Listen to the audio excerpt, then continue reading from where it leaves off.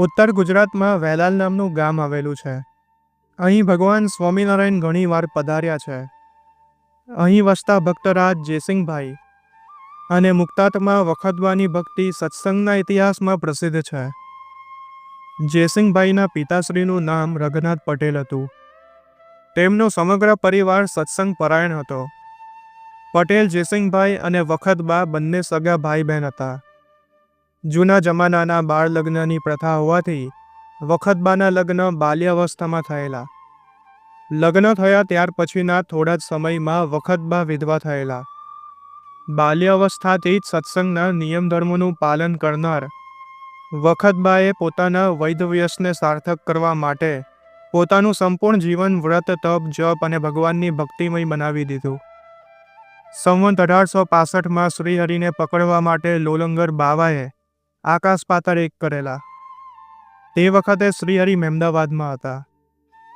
એ ક્રૂર બાવાઓની જમાત સાથે શ્રીહરિના પાર્ષદોએ ખાંડાની ધારે ખેલ ખેલ્યા હતા. કારણ કે તે વખતે સંતોને પણ બાવાની જમાતે ખૂબ દુઃખ આપેલું. લોલંગર બાવાના એ સંઘર્ષમાં શ્રીહરિના પાર્ષદો ઘવાયા હતા. તેમના શરીર સુરાતનના શ્વાસે હજુ ધ્રુજતા હતા. શ્રીહરિએ કહ્યું, આજે તમારી સાત્રવટ કામ આવી ગઈ. પછી શ્રીહરિએ એકદમ કહ્યું, ભગુજી, અમારો ઘોડો લાવો. મને લાગે છે કે લોલંગર અમને પકડવા આવશે, માટે અહીંથી હમણાં જ નીકળી જવું છે. આવી રીતે મહારાજે મનુષ્ય ચરિત્ર કર્યું. ભગુજીએ કહ્યું, મહારાજ, તમારી જ પ્રેરણાથી અમે આ બાવાઓને મારીને ભગાડ્યા અને તમને બીક લાગે છે? શ્રીહરિએ તરત જ કહ્યું, વાત કરવાની આ વેરા નથી, માટે ઘોડો જલ્દી લાવો. શ્રીહરિ કણભા થઈને સીધા વેલાલ પધાર્યા. અહીં આવી જયસંગભાઈના મકાનમાં કોઈ ન જોઈ શકે એટલે એક ઓરડીમાં ઘોડી બાંધી.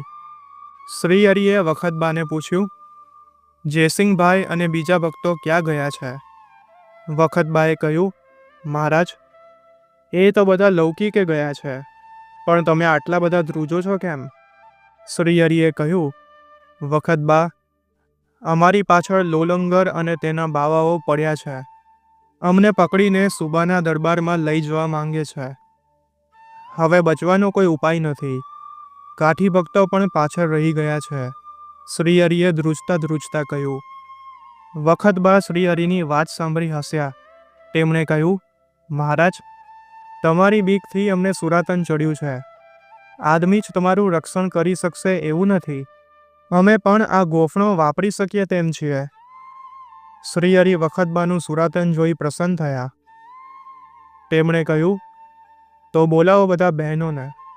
વખતબાએ તરત જ રણસિંગું ફૂંક્યું. તેમને અમીનાત હતી. તેથી તીર કામઠાવાળા સૈનિકો તેમની પાસે હતા. તે બધા ટોળા ટોળા મરી ત્યાં આવવા લાગ્યા. સાંભેલા લઈને બીજા બૈરાઓ પણ આવી ગયા. વખતબાએ પણ ગોફણ તૈયાર રાખી. એટલામાં લોલંગરના બાવાઓ દેખાયા. વખતબાએ ગોફણમાં પથરા નાખી મારો ચલાવ્યો. તીર કામઠાવાળા તેમના તીરો છોડવા લાગ્યા. કાઠી હરિભક્તો પણ આવી પહોંચ્યા. વળી જયસંગભાઈ વગેરે ભક્તોને બોલાવવા માટે ઘોડેસવાર મોકલાવેલા.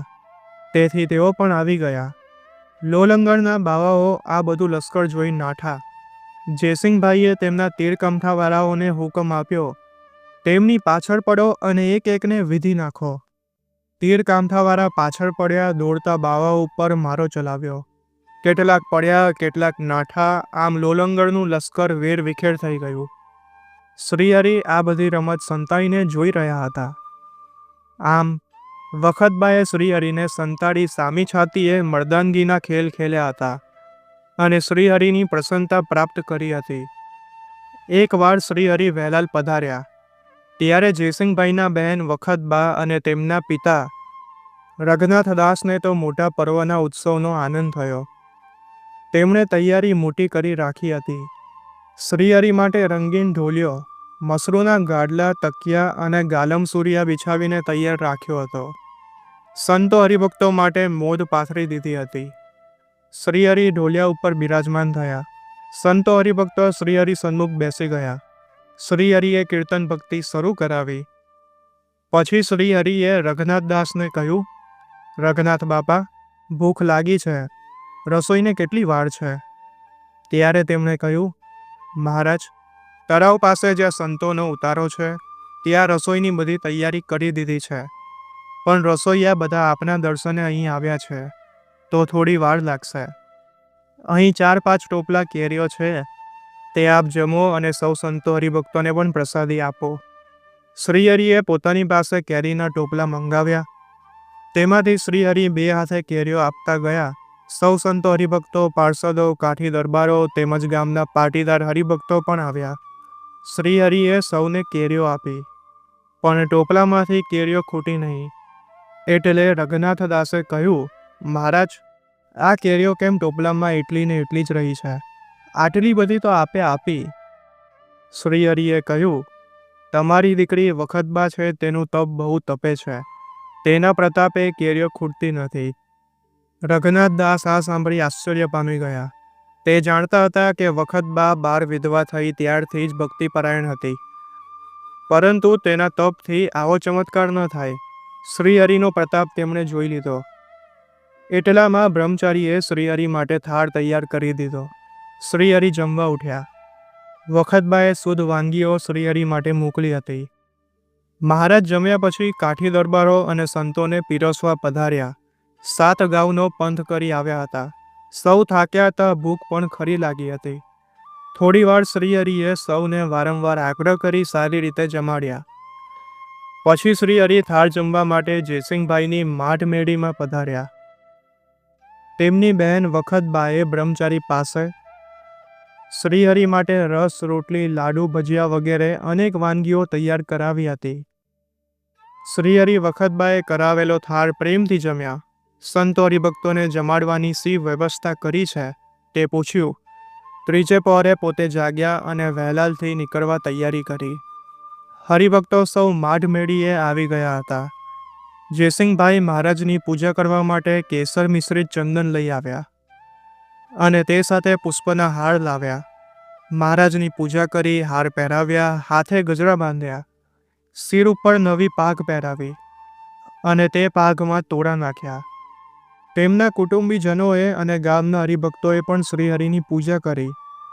મોટા મુનિવરોને ધ્યાનમાં પણ જે સ્વરૂપના દર્શનની ઝાંખી થતી નથી, તે આજે પ્રત્યક્ષ પધાર્યા. સૌ સાથે રમ્યા, જમ્યા, વાતો કરી, એમ અનેક પ્રકારે સુખ આપ્યું. એક દિવસનું સુખ પણ અનંતકાળના સુખ સમાન સૌને લાગ્યું. આમ વખતબાના સર્વે મનોરથો શ્રીહરિએ પૂરા કર્યા હતા.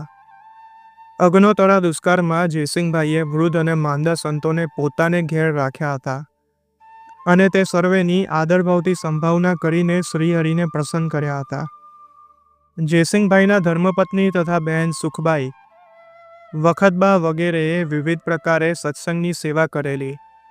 આ સિવાય વહેલાલ ગામના સત્સંગીઓએ ઘણીવાર શ્રીહરિ તથા સંતોની સેવા કરીને ધન્યતા અનુભવી હતી.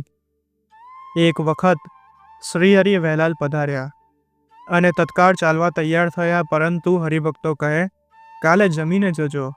શ્રીહરિ કહે, સવારમાં વહેલા નીકળીશું, જમવા રોકાશું નહીં. એમ કહીને બધા જ પોઢી ગયા.